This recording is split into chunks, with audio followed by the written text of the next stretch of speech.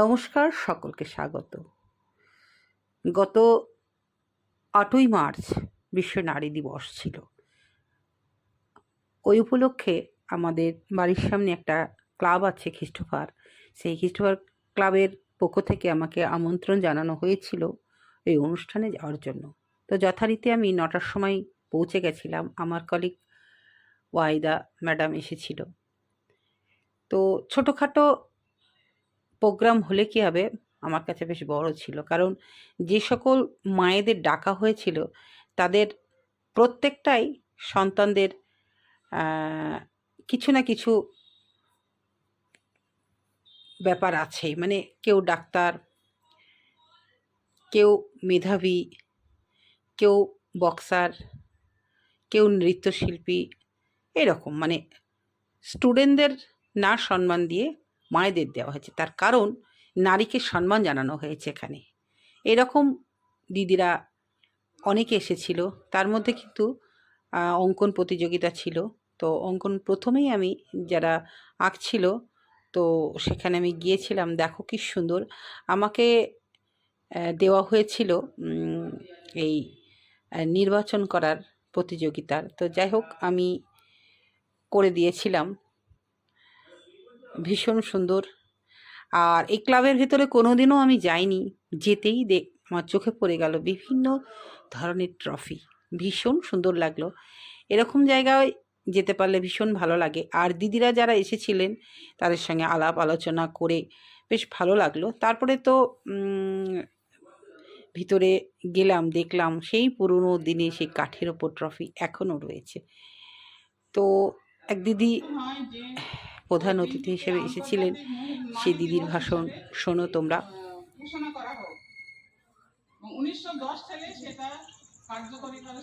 প্রত্যেকের বক্তৃতার মধ্যে একটাই ছিল নারী জাতির সম্মান। প্রত্যেকেই কিন্তু আমরা নারী জাতির সম্মানটাকে খুঁজে পাওয়ার চেষ্টা করি। মানে বর্তমান যা পরিস্থিতি, তাতে নারী জাতির সম্মান একদমই নেই। তাই সকলেই একটা কথা বলেছিল যে তাদের নিজের সম্মান নিজেকে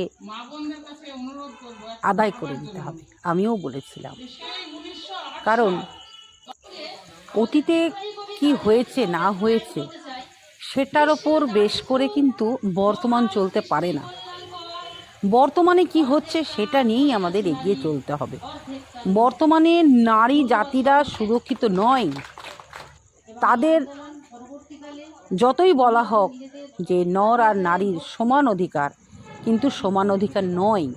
সে অন্দরমহল হোক বা বহির্জগতে হোক, দুটো জগতেই কিন্তু সেম। আমাদের আমন্ত্রণ করা হয়েছিল দিনটা বিশেষ দিন বলে, তবে আমরা সকলেই যে যার মতন বলেছিলাম। তার মধ্যে একটা কথাই মনে হয় আমার, যে আমরা একটা দিন নারীকে সম্মান না করে প্রতিটা মুহূর্তে যদি নারী জাতিকে সম্মান করি, তাহলে হয়তো এই বর্তমানে সমাজে যে বড় বড় ঘটনাগুলো ঘটছে সেটা আর ঘটতো না।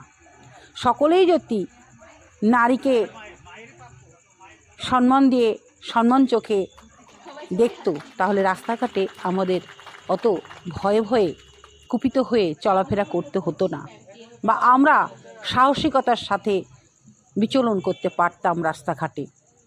এখন একটা মেয়ে একা চলাফেরা করতে পারে না, ভয় লাগে। কেন? নর আর নারীর যদি সমান অধিকার হয়, তাহলে কেন বা নারী এত ভয় পাবে? কেন বা পুরুষ জাতি এত সাহসিকতার সাথে এগিয়ে চলবে আর নারীরা পিছিয়ে থাকবে? নারীদের সবসময় পিছিয়ে রাখার চেষ্টা করেছে কিছু মানুষ। সব মানুষ সমান নয়। কিছু মানুষ নারীকে শ্রদ্ধা ভক্তি করে, সেটা তো গেল। সবার আগে আমি বলবো মা। মা হচ্ছে এমনই এক নারী যে রাত দিন খেটে নিজের সব কিছু বলি দিয়ে তার সন্তানকে সবটুকু দিয়ে মানুষ করেছে। আমার এই প্রোগ্রামে গিয়ে এইটাই ভালো লেগেছে যে প্রত্যেকটা সেই মাকে ডাকা হয়েছিল যে মা তার সবটুকু দিয়ে একটা বিশেষ জায়গায় তার সন্তানকে এগিয়ে নিয়ে গেছে। এটা ভালো লাগলো যে সেই ছাত্রছাত্রীদের থেকে তার মাকে প্রাধান্য দেওয়াটা ভীষণ ভীষণ জরুরি। সেটাই কিন্তু এই ক্লাবে করেছে। আমার ভীষণ ভালো লেগেছে দর্শক বন্ধু। আর আমি যেহেতু গ্রামের মেয়ে, গ্রামের অনুষ্ঠানে খুব কমই যাই, আমন্ত্রিত হই না, এটা কোনতে হয়ে গেছে। তো যাই হোক, আমারও সৌভাগ্য, কারণ আমি বেশিরভাগ বাইরেই প্রশংসা পাই, বাইরেই পুরস্কার পাই।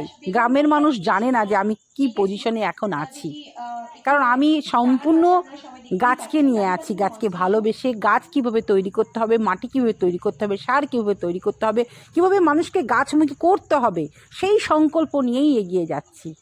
সেটা কিন্তু আমাদের গ্রামের মানুষরা কেউই মানে খুব কম মানুষ জানে। সেই জন্যই আমি আজকে গৃহবন্দী হয়ে আছি, এখনও গ্রামের মধ্যে যেতে পারি না। তো যাই হোক, এই অনুষ্ঠানে আমি কোনো এক সূত্র মাধ্যমে যেতে পেরেছি, ভালো লাগলো। সবথেকে বড় কথা, ভালো ভালো মানুষের সান্নিধ্যে আসতে পেরেছি, এটাই আমার কাছে বড় পাওনা।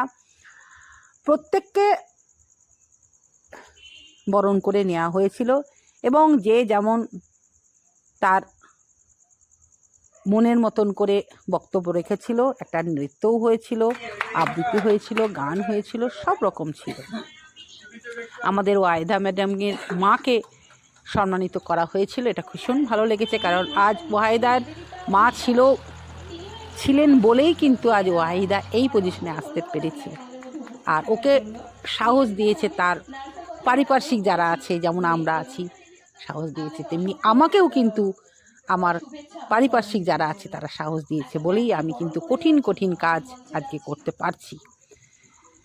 ভীষণ ভালো লেগেছিল এই অনুষ্ঠানে গিয়ে। সবথেকে ভালো লেগেছিল যিনি অ্যাঙ্কারিং করছিলেন, তার সব কিছুই আমার খুব ভালো লেগেছে।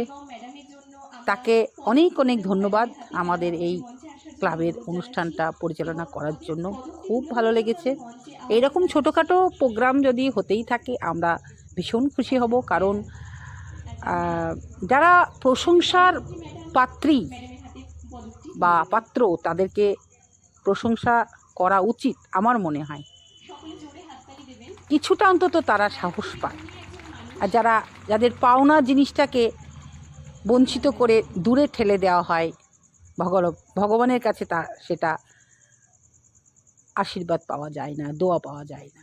তো তাই বলবো, সর্বশেষ নারী জাতিকে সম্মান করো, যে সম্মানীয় তাকে সম্মান করো, নিজের কাজ নিজের মতন করে এগিয়ে নিয়ে চলো। নিজেকে বাঁচতে, নিজেকে রক্ষা করতে নিজেকেই সব কিছু করতে হবে, কেউ করে দেবে না। এইভাবে এগিয়ে চলুক সব কিছু।